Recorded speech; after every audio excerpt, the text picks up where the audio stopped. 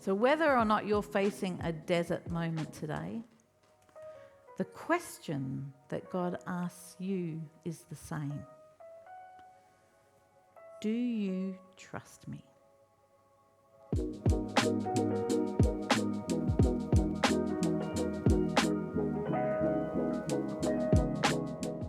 Today's Bible reading is from Exodus 15, starting from verse 22 all the way to 16, verse 3. Reading from verse 22. Then Moses led Israel from the Red Sea, and they went into the desert of Shur. For 3 days they traveled in the desert without finding water. When they came to Marah, they could not drink its water because it was bitter. That is why the place is called Marah. So the people grumbled against Moses, saying, "What are we to drink?" Then Moses cried out to the Lord, and the Lord showed him a piece of wood. He threw it into the water, and the water became fit to drink. There the Lord issued a ruling and instructions for them and put them to the test. He said, "If you listen carefully to the Lord your God and do what is right in his eyes, if you pay attention to his commands and keep all his decrees, I will not bring on you any of the diseases I brought on the Egyptians, for I am the Lord who heals you." Then they came to Elim, where there were 12 springs and 70 palm trees, and they camped there near the water. The whole Israelite community set out from Elim and came to the desert of Sin, which is between Elim and Sinai, on the 15th day of the second month after they had come out of Egypt. In the desert, the whole community grumbled against Moses and Aaron. The Israelites said to them, "If only we had died by the Lord's hand in Egypt. There we sat around pots of meat and ate all the food we wanted. But you have brought us out into this desert to starve this entire assembly to death." Amen.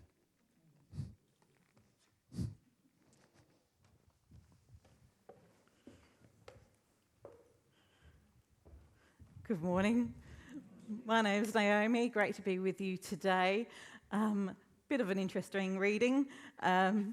Leaves you hanging. I'd like to think it perhaps leaves you hanging. There's a bit of grumbling going on, and God is showing them that they can trust him. But I think, are we not all good at grumbling and complaining?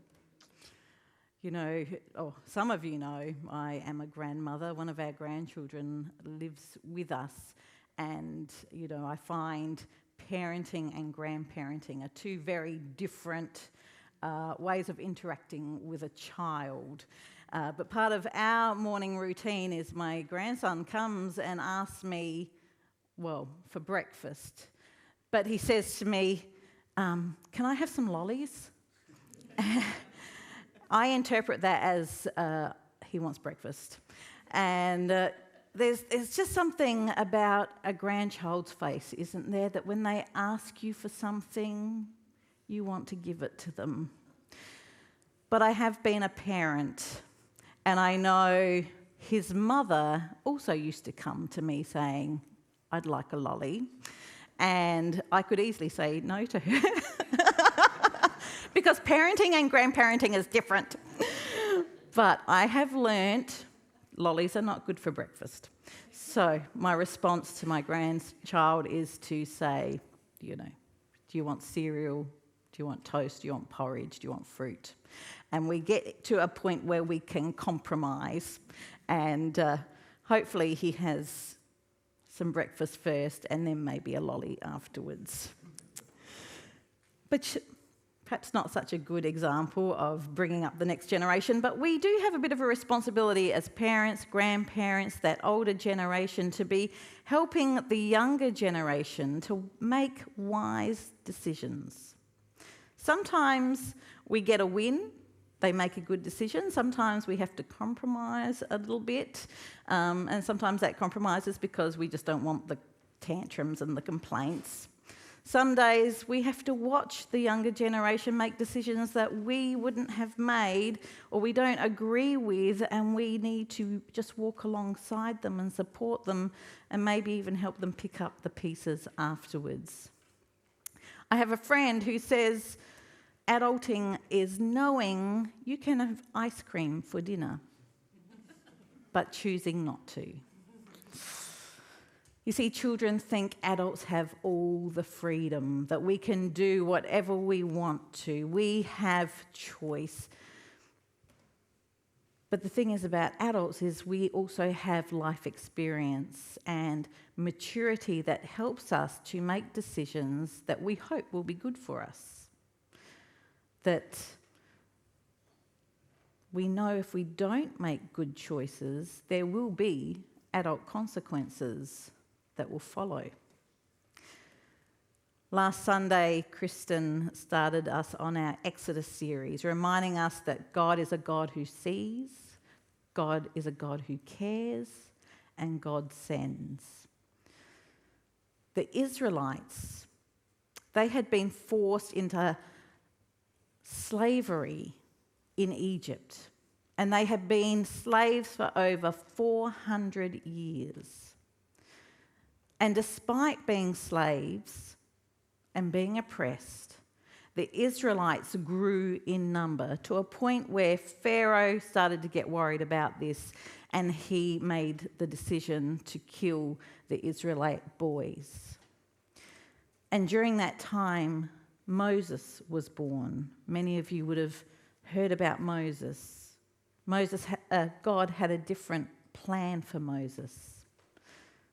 He survived and he grew. Unknown to him, he grew in leadership. He was being prepared to lead the Israelite nation out of Egypt and out of slavery. Now, as an adult, Moses heard from God. God spoke to Moses saying that he had heard the cries of the Israelites. He had seen their misery and their oppression. And God had a rescue plan. And that plan included Moses, who would lead the Israelites out of Egypt and into Canaan, the promised land, a spacious land that is flowing with milk and honey. So to be released from slavery, that was good news for the Israelites. There would be no more harsh conditions, beatings, threats. Moving from Egypt to Canaan would give them the freedom that they desired. They would be able to make their own decisions. They would be able to live in a way that they wanted to. And it seemed that that would be a good move. But for the Israelites, they thought that their biggest problem was slavery. But God knew their biggest problem was that they had spent 400 years being shaped by Egypt. They knew how to live as slaves, but they didn't know how to live as God's people.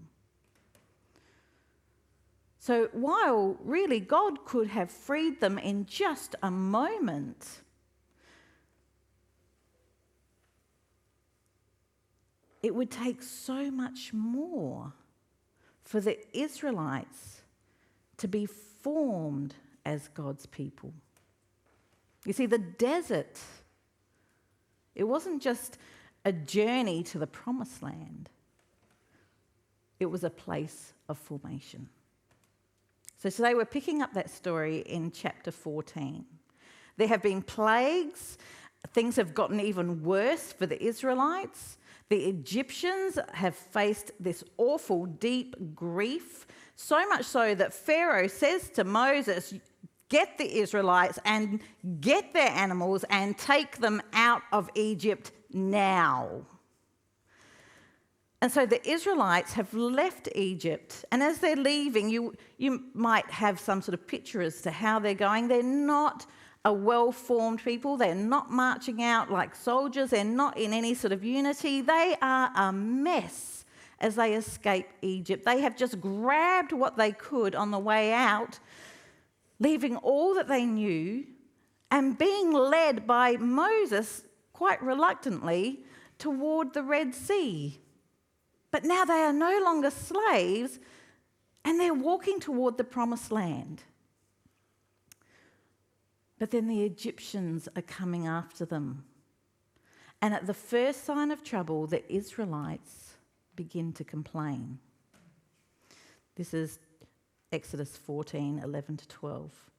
They said to Moses, "Was it because there was no graves in Egypt that you brought us out into the desert to die? What have you done to us by bringing us out of Egypt? Didn't we say to you in Egypt, just leave us alone, let us serve the Egyptians? It would have been better for us to serve the Egyptians than to die in the desert." What we see is that the desert reveals what's already inside them. They've physically left Egypt, but Egypt hasn't left them yet. And it's a leadership lesson for Moses, because he responds to their complaints by saying, "It's okay, don't be afraid, God will fix it." And Kristen reminded us last week that God invites us to actually be part of what God is doing, not just to be bystanders. So God tells Moses, "Raise your staff and stretch out your hand over the sea to divide the water so that the Israelites can go through the sea on dry ground." And Moses does this, and the Israelites cross over. You see, the issue for the Israelites wasn't if they believed in God. The issue really was, could they trust God? Instead of looking to God in times of crisis, they looked back to what they knew. They looked back to what they thought would be a safer option than what they found themselves in now. Moses responded by looking to God, by putting his trust in him. And Moses, as he learned to trust, he also learned that God's plan included him being an active participant. And God wasn't just getting them across the sea. He was shaping them into his people. When they crossed, they celebrated. Isn't that what we do when we feel that God has provided? We celebrate what's happened. They were safe and on their way to the promised land. It's a great feeling when we see God doing something that we feel is in alignment to what we want, the outcome that we were hoping for. It might have been an exam, it might have been a health scare, it might be that you finally paid off a debt, it might be going on a date with someone that you weren't sure was going to say yes. You prayed to God for help and God answered, and you felt relief. Everything is going to be okay. And maybe in those times you might have even laughed about it or done a little happy dance because God had heard your prayers. And that's how the Israelites responded as they realized that God had saved them. But then they found themselves in the desert. And the desert is dry and it's hot and it's sandy and it's boring. And it can represent those times in our lives where we feel uncomfortable, where we are spiritually dry. Those times where we find ourselves in transition and a place where we didn't choose to be. And we can respond to those desert situations in two ways. We can look back and we can grumble and we can complain loudly and allow ourselves to become bitter. Or we can look to God and we can allow God to form us as we put our trust in him. But I think really complaining is a bit of a natural response for us, even when we want to be people who first put our trust in God. Imagine you're on a plane and you're hot and you're tired and you're struggling to find room in the overhead compartment for your bag, and someone lays their chair back in front of you and the trolley hits you on the elbow as it goes past. It's very easy in those moments to complain as your first response. Or if you can't think about that, maybe have you had a possum in your roof? Was your first response to trust God, or was it to complain? And the same can be true for those times in the desert, those times that have impacted your life, those times where you found yourself unemployed, when you fail an important exam, when you've been asked to see your doctor, when your teenager is suddenly acting differently and maybe you're wondering why you're still single. Because you've experienced uncomfortable situations before, but you've gotten through them. But now you feel like you've turned around and all you can see before you is desert. It's the place where life isn't what it once was, and the future is unknown. And you don't want to be there. It's not so much a question of whether you believe in God, but whether you can trust God in the hardest of situations. We keep reading Exodus 15, verses 22 to 24. Then Moses led Israel from the Red Sea, and they went into the desert of Shur. For 3 days they travelled in the desert without finding water. And when they came to Marah, they could not drink its water because it was bitter. And that is why the place is called Marah.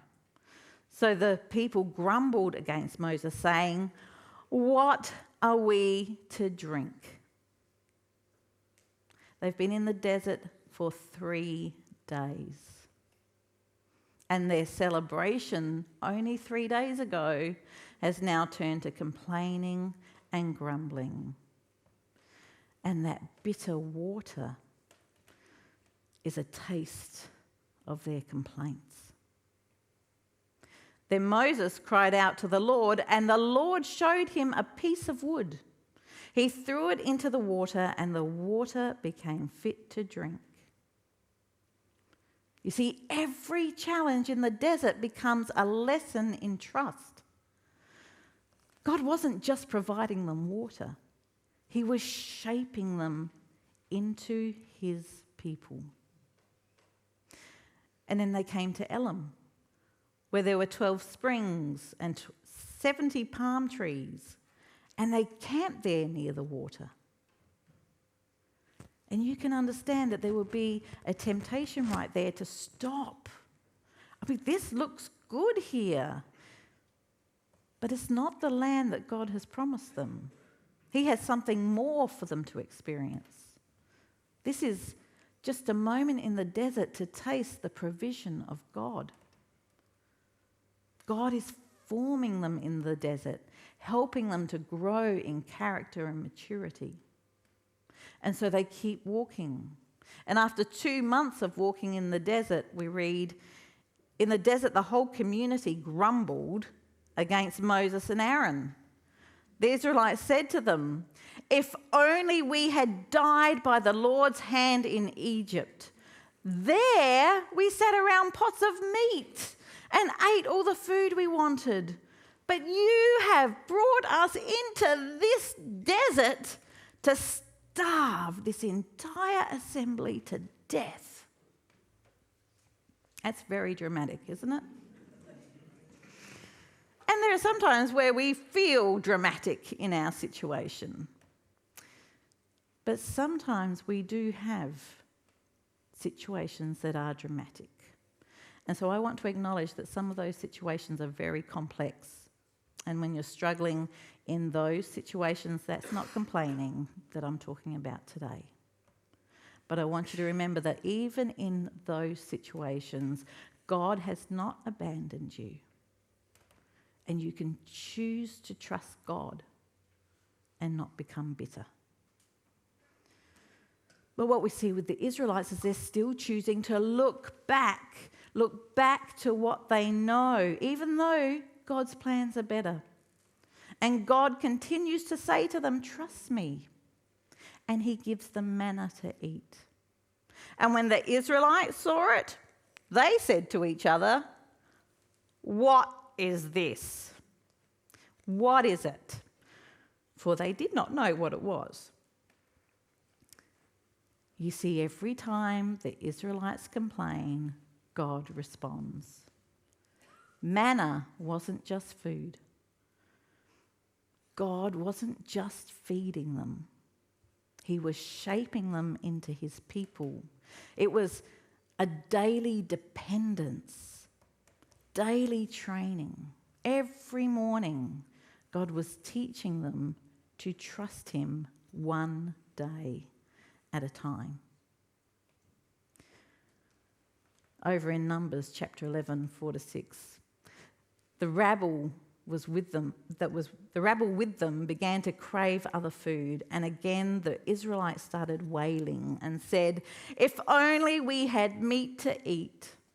We remember the fish that we ate in Egypt at no cost. Also the cucumbers and the melons and the leeks and the onions, and the garlic. But now we have lost our appetite. We never see anything but this manna. You see, the Israelites just can't see that after all those years of living in Egypt, they need to be formed and to learn how to be God's people. They aren't ready to step into the promised land. They don't trust God enough that they won't just run at the first sign of trouble. And what we know is that God forms us too. It can be very hard to trust God when you don't have a relationship with him. It's easier to complain. It's easier to run from the church, run from Christian community, run from God when things aren't going according to your plan. Many of us here know people who have chosen to run when things get tough. But in this room, I know there are people with stories of very hard situations, and they have chosen to trust God. They have chosen to stay when they wanted to run. You see, when we choose to allow God to form us, we grow in maturity and in Christian character. We become more like Jesus. So we have a choice. We either harden our hearts and become bitter when we go through those things that we didn't choose to go through, or we choose to stay close to God. We come to him in worship, in scripture, in community, in prayer. And we grow through those experiences that we didn't choose. You see, trust isn't pretending that things aren't hard, but we can choose how we're going to respond. Because it's a choice of moving further away from God or coming closer to God. It's a choice that we make when we're in the desert, when we're in that place we didn't choose. But we are not alone in the desert. There are others who have gone through desert experiences. Even Jesus has been in the desert, and he had a choice to make. We're reminded that we are part of a great story of faith, of people, as we read in the Bible, people who have made a choice. Some have chosen to move toward God. Others have chosen to allow their hearts to become hard and bitter. But we read of ordinary men and women making everyday choices. And for some of you, you might have a rich history in your own family of parents and grandparents who have chosen to move toward God, to trust him in their desert times. In Hebrews chapter 12, verse 1 to 3, we're reminded, therefore, since we are surrounded by such a great cloud of witnesses, let us throw off everything that hinders us and the sin that so easily entangles us. And let us run with perseverance the race marked out for us, fixing our eyes on Jesus, the pioneer and perfecter of faith. For the joy set before him, he endured the cross, scorning its shame, and sat down at the right hand of the throne of God. Consider him who endured such opposition from sinners, so that you will not grow weary and lose heart. Some of you are experiencing the desert today, and yet you've chosen to be in the room. You've chosen to be online. You've chosen to worship God. So I encourage you not to let your hearts harden and become bitter. Just be in community. Keep trusting God. Maybe you can ask someone to pray with you today. Remember, God wasn't just moving Israelites to different locations, he was shaping them to be his people. And the question is, can you trust God to shape you? See, God still shows us today that he wants us to be in relationship with him. He sent Jesus so that we could see the love of God, the compassion and the care that he has for us, to remind us that God can be trusted. The Exodus story is a rescue story. And as Christians, we believe that Jesus came to bring an even greater rescue. Jesus took on our sin. He died for us. And 3 days later, God raised him from the dead. So we can enjoy life to the full. A life filled with joy and with freedom. And that we would receive eternal life with God. So whether or not you're facing a desert moment today, the question that God asks you is the same. Do you trust me?